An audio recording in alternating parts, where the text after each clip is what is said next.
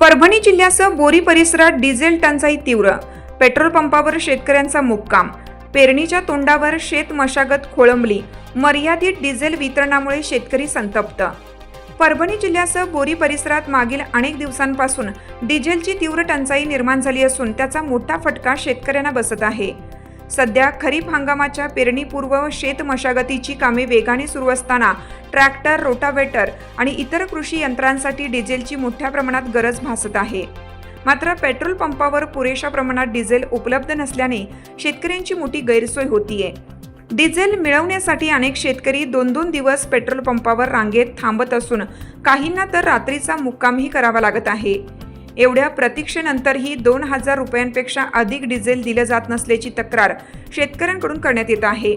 त्यामुळे शेतातील मशागतीची कामे रखडली असून पेरणीचे नियोजन कोलमडण्याची भीती व्यक्त केली जात आहे।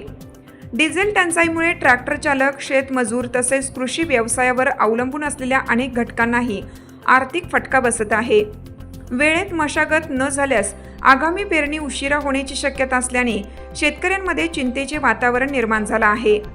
दरम्यान सरकारने तातडीने डिझेल पुरवठा सुरळीत करून शेतकऱ्यांना दिलासा द्यावा अशी मागणी शेतकरी वर्गातून होत आहे।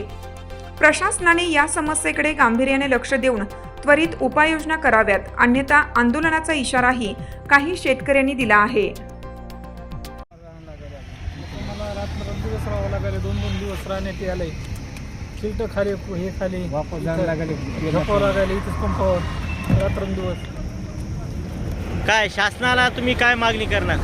डिझेल द्या म्हणून मागणी आमची हीच आहे। आता तुम्ही किती दिवसापासून इथं लाईन 2 दिवस झाले आणि लाईन लाईन आणि कितीचं डिझेल मिळते तुम्हाला? आम्हाला 2000चं बिल आहे।